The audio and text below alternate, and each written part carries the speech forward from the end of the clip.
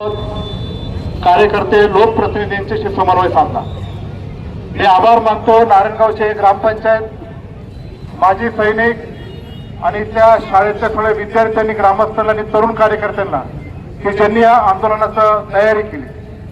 मी आभार मानतो जुन्नर तालुक्यातल्या नागरिकांचे की ज्यांनी आळेपाटा, ताळाखोडी, टोल नाका आणि नारायणगावला उत्स्फूर्तपणे मोठ्या संख्येने या आंदोलनामध्ये सहभाग घेतला। कोऑर्डिनेशनची मीटिंग झाली त्यावेळेस सगळ्यांच्या मिळून ठरलं की एखादं आंदोलन करताना आपण जेव्हा रास्ता रोको करतो तेव्हा लोकांना हा नाहक त्रास होतो, पण आंदोलन असं करावं की ज्याच्यामध्ये लोकांना त्रास सुद्धा होणार नाही आणि सरकारला आपलं म्हणणं सुद्धा गेलं पाहिजे। म्हणून तशा पद्धतीचं नियोजन सगळ्या ठिकाणी ठरलं की जेणेकरून नागरिकांना ये जा करण्याचा पण वेगळा मार्ग काढला आणि म्हणून आपण बायपासला मुख्य हायवे न अडवता सगळ्यांच्या सहमतीने नारायणगावच्या स्टँडवर इथं जमलो। 9:30 वाजल्यापासून हे आंदोलनाला सुरुवात झाली। आता 2.5 तास झालेला आहे। आंदोलनाला सुरुवात झाली तेव्हा थोडा पाऊस होता, आता ऊन पडलेला आहे म्हणून मी अधिकचा वेळ घेणार। पण ही जी रेल्वे लाईन आहे, ही रेल्वे लाईन हे निश्चित प्रकारे आपल्या भविष्यातल्या पिढीला विकासाच्या मार्गाने चांगल्या पद्धतीने जलदगतीने हे विद्यार्थी चांगले घडले गेले पाहिजे। असे कितीतरी नागरिक आहेत की जे रोज पुण्याला ये जा करतात, आपल्या धंद्यानिमित्त असेल, नोकरी निमित्त असेल, शालेय शिक्षण निमित्त असेल, दवाखान्याच्या निमित्ताने असेल, आणि पुण्याला जाताना आपण हायवेची परिस्थिती काय ती पाहतो। चाकणचा ट्रॅफिक जाम असेल, पुढे मोशीला असेल, तर कितीतरी वेळ आपल्याला जेव्हा ही रेल्वे होणार, अनेकांनी भावना व्यक्त केली की सुरेश खानमाडी खासदार साहेब असल्यापासून आपण त्या रेल्वेचं आहे। त्यानंतर रामकृष्ण मोरे असतील, किशोरराव वानखेडे साहेब असतील, शेठबाबा शेरकर असतील, अशोकांना मोळ असेल, शिवाजीराव आढळराव पाटील असतील आणि आत्ताचे खासदार आपले अमोल कोल्हे असतील, सर्वांनी त्यांच्या परीने प्रयत्न केला। पण या पुणे नाशिकच्या सगळ्या गावांनी काय कोणाचं काय घोडं मारलं की काय, की आमची प्रगती करायची नाही का काय, अशा प्रकारचं जे सरकार बरं सरकार कोणाचं? इथं शिवसेनेचे तालुका प्रमुख बाबूराव पाटील आहेत, राष्ट्रवादीच्या तालुक्याचे अध्यक्ष विकासजी दरेकर आहेत, भारतीय जनता पार्टीचे अध्यक्ष संतोष नाळ आहेत, शिवसेना उभाटाचे अध्यक्ष माऊलीजी खंडागळे आहेत।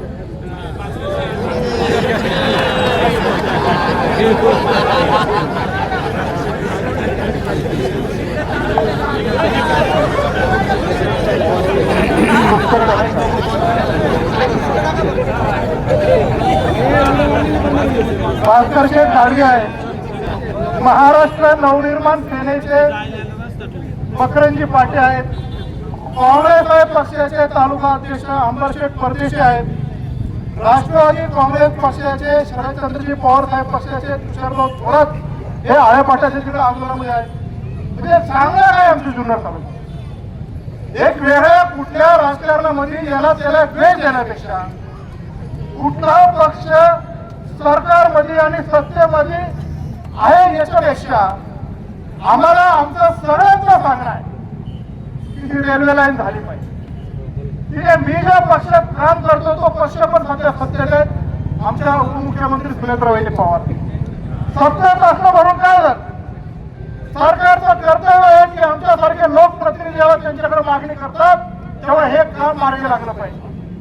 आणि स्वतःच्याच पक्षातलं सत्तेतलं सरकारला ऐकत नसेल तर ही सत्ता पण काही कामाची नाही असं जाहीरपणे टाकणार आहे। आणि लोकांच्या प्रश्नांनी संवादातून हा आमचं म्हणणं पुढे न्यायचं जर आमचं म्हणणं असेल तर ह्या सरकारने निश्चित प्रकारे ऐकलं पाहिजे। ठीक आहे, आता काही लोक म्हणतात की नगर शहरातल्या काही नेत्यांनी इकडच्या एजन्सी जिरवायसाठी तिकडे केली। आपल्याला त्या राजकीय भांडणात पडायचं नाही, त्याच्यात पडलं तर वेगळ्या दिशेने राजकारण दृष्टिकोनातून हे जाऊ शकतं, पण आपली रेल्वेची लाईन कशी होईल याचा मार्ग निश्चित प्रकारे काढला पाहिजे।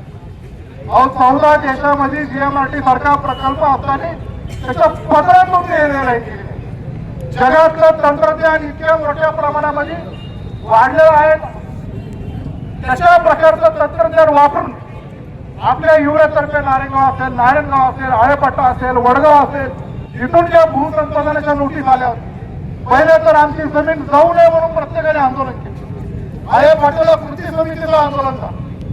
खेड पासून आंबेगाव पासून संगमनेर पासून जुन्नर तालुक्यातले हजारो त्याच्यामध्ये बांधलेले आंदोलन केले.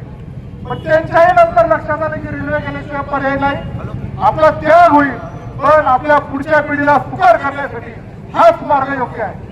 आणि मग एवढं सुद्धा झाल्यानंतर 7 वर्षावर शिक्के पडल्यानंतर काही लोकांना त्याच्या मोबदला सुद्धा भेटला.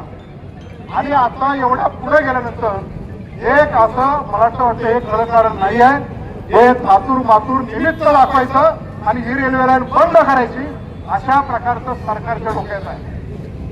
याच्यातून मार्ग काढायचा सोडून GMRTच्या नावाखाली हे करायचं. अहो कुठं तंत्रज्ञान गेलं, आपण काहीच्या काही आता या जगाच्या पातळीवर होतोय. देश आपला एवढा मोठा प्रगत झालेला आहे. ही रेल्वे लाईन पुणे ते नाशिक पर्यंत सहमार्गाने होण्यासाठी हा लढाची सुरुवात आहे.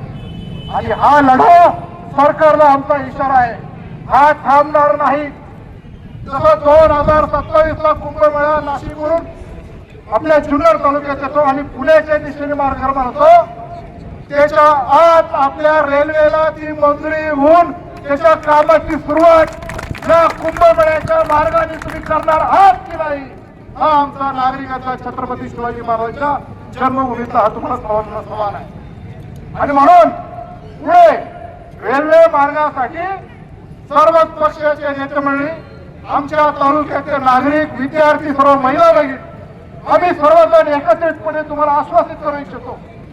आम्ही आमचा काही वेगळा निर्णय घेण्यापेक्षा नागरिक सांगतील त्याप्रमाणे हातात हात घालून पुढे जाण्याचा प्रयत्न आम्ही निश्चित प्रकारे करणार. पण पुण्याच्या नाशिक ही रेल्वे लाईन गेल्याशिवाय आम्ही स्वस्थ बसणार नाही, एवढा मात्र या ठिकाणी तुम्हाला सर्वांना सांगू इच्छितो. या पुणे नाशिक हायवेच्या कोऑर्डिनेशन ज्यांनी केलं ते आमदार सतीश तांबे, आताच मला ती बातमी कळाली की त्या आंदोलनाच्या दरम्यान त्यांनी रस्ता रोखून आंदोलन करत असताना त्यांना अटक झाली आहे. ती अटक जरी झाली असती तर एकटे सत्यजित तांबे आंदोलनामध्ये नाही. सत्यजित तांबे म्हणून आम्ही सर्वजण या आंदोलनामध्ये सहभागी आहे. अटक करायची असेल तर एकट्या दुकट्या नेत्याला करू नका, आमची पण अटकेची तयारी आहे, पण रेल्वे झाल्याशिवाय आम्ही स्वस्थ बसणार नाही, एवढं या निमित्ताने सांगतो. आणि पुन्हा एकदा शिवाजी महाराज की पुन्हा एकदा या नारायणगाव ग्रामपंचायतीने सर्वांनी या आंदोलनाची तयारी केली. मी त्यांचा जुन्नर तालुक्याच्या तमाम नागरिकांच्या वतीने मनपूर्वक आभार मानतो आणि माझे 2 शब्द संपतो.